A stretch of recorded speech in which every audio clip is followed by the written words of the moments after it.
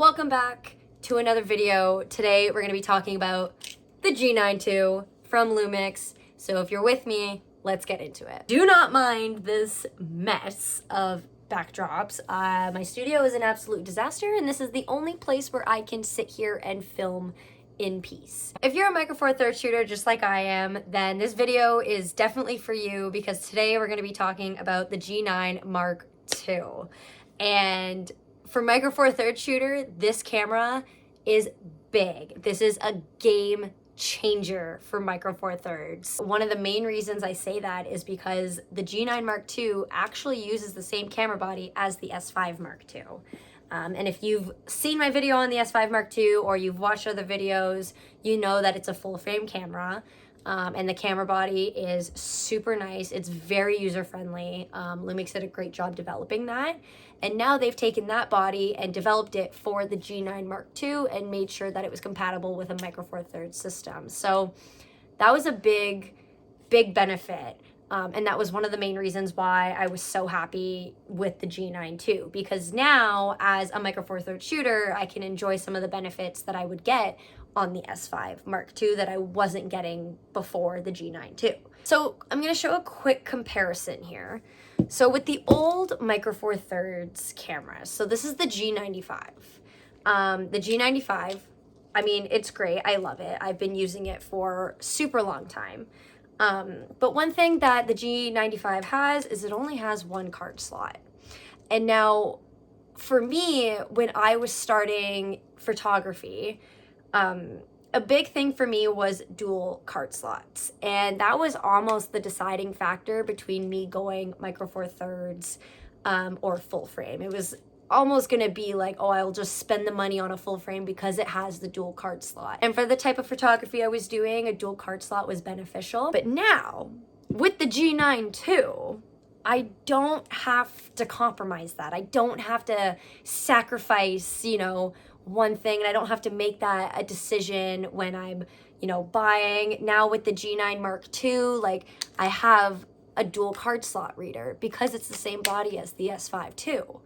So for me, that was a big selling point, and that was one of the biggest upgrades that I was happy for. So now us Micro Four Thirds shooters, we can enjoy the benefits of a dual card slot reader on a Micro Four Thirds system. So another big improvement that I think Lumix did with the G9II, and I think they did a really good job with this, is the burst shooting and the autofocus that comes with it. So in my last video, I actually made the statement that the S5 had better autofocus when I was burst shooting. But I can now come at you and say that the G9II is right up there with the S5II in the autofocus area. So that's one thing that I noticed, and it is huge because, there are times where I like to use my burst shooting, and I do want the autofocus to be there. And because now I have the settings on the G9II, the autofocus that comes with that is just 10 times better than what it would be on the G95 or any other G series model. So definitely the autofocus has improved and has gotten better. So there is a big debate between a full frame and a Micro Four Thirds camera, and how it does in low light. And I like to call it the battle of low light. For this part of the video, if you work in low light situations, if you shoot concerts, if you shoot at night, if you shoot in places where you're not allowed to use your flash, this part of the video is for you, because I shoot in low light situations and I can give you firsthand examples of how each camera performs. So this past month, I had the opportunity to photograph a couple of bands. And with that, I took my S5II and I took the G9II. Now, throughout the night and throughout the concert, I actually started favoring the G9II over the S5II. And I'm gonna put some pictures here. See if you can tell the difference between colors, sharpness, the quality. See if you can tell the difference, and I'll reveal the answers here as well. Personally, again, I see no difference, but throughout the night, I did notice that my G9II was performing very well, and I was very impressed with it. Now, that could just be because I've been a Micro Four Thirds shooter for, long time, and I am more comfortable with a micro four thirds camera than I am with a full frame.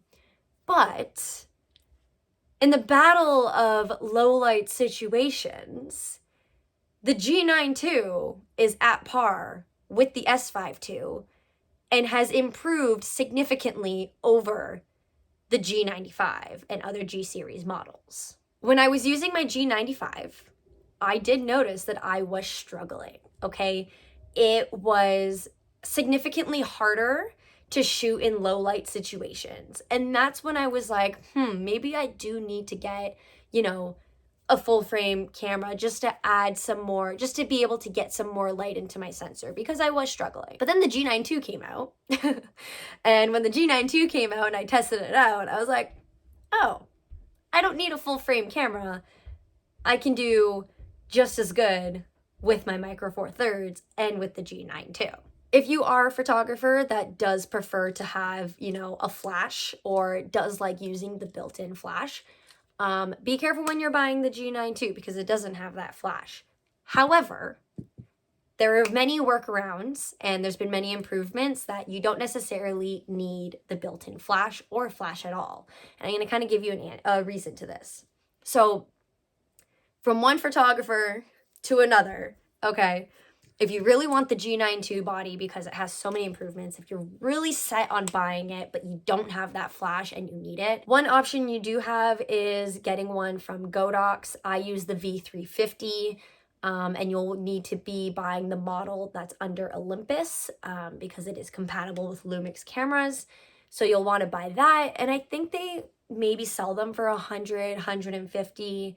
So that's one option. So another option that you have here, and I'm going to give you a quick little photography tip. If you don't have a flash and you're in a low light situation, crank up your ISO, make sure your camera's on aperture priority, and make sure your aperture is as low as it could possibly go. So that way you let more light into the sensor. And I will tell you right now, you'll be perfectly fine. You'll be able to get a nice bright image. You might have to do some post-production editing and, you know, turning down the noise a little bit.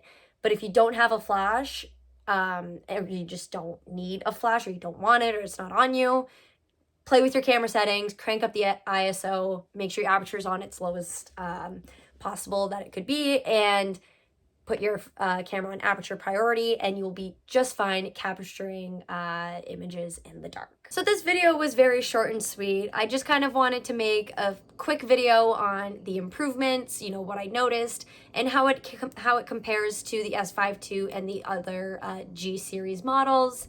So hopefully I did it justice, but if there's anything that you want me to talk about, please leave it in the comments below. And as I, you know, use the camera more, I will probably have a lot more to say.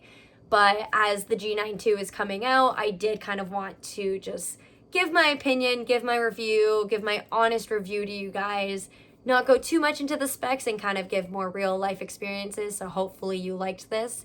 And if you did, make sure you give my video a like, make sure you subscribe so you never miss a video. Make sure you leave a comment below.